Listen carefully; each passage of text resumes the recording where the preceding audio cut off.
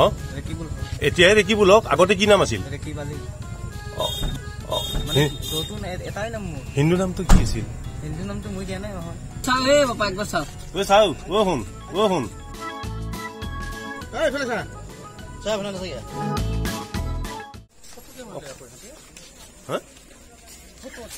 মাৰিব ফটো নামিলি কেনে কি নাম হা ক'ত ঘৰ বৰপেটাৰ ক'ত হা হেল্লা ক'ত কাম কৰা কি নাম কৰিছে কি নাম আছিল তোৰ এতিয়াই ৰেকিবুল হক আগতে কি নাম আছিল হিন্দু নামটো কি আছিল হিন্দু নামটো মই দিয়া নাই হয় নেকি হয় আজি দুপৰীয়া প্ৰায় ৩টামান বজাত মই খবৰ পাওঁ যে মুক্তাপুৰৰ ওচৰতে জয়কুচি গাঁৱত এজনী 18 বছৰৰ ছোৱালী জাষ্ট 18 বছৰ হৈছে ছোৱালীজনী মই বাৰু নাম প্ৰকাশ নকৰোঁ কিন্তু সেই ছোৱালীজনীক এজন 19 বছৰীয়া ইছলাম ধৰ্মীয় ল'ৰা এজনে তেওঁ হিন্দু নামেৰে পৰিচয় হৈ কিনে ছোৱালীজনীৰ প্ৰেমৰ প্ৰস্তাৱ দি কিনে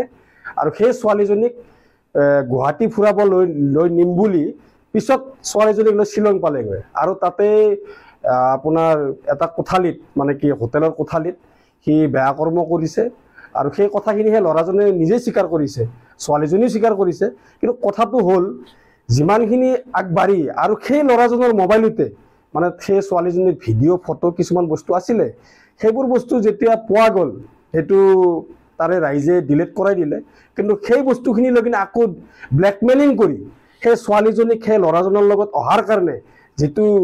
ব্লেকমেইলিঙৰ প্ৰচেছত চেষ্টা চলাবলৈ ধৰিলে হয় সেই কথাখিনি আমি আগতে গম পাওঁ আৰু ইতিমধ্যে সেই ল'ৰাজন বাহেতা চাৰিআলি আৰক্ষী থানাত আমি গতাই দিছোঁ আনি আৰু ভৱিষ্যতে যে সেই ছোৱালীজনী সেই ল'ৰাজনৰ তাতে নাযাব সেইটো আমি ক'ব নোৱাৰোঁ কাৰণ এনেকুৱা ধৰণৰ ঘটনা প্ৰায় অসমত ঘটিয়ে থাকে আৰু মাননীয় অসমৰ মুখ্যমন্ত্ৰী মহোদয়ক মই এটা আহ্বান জনাম এই যিটো লাভ জিহাদৰ আইন আপুনি প্ৰভু সেইটো আনিব লাগে কাৰণ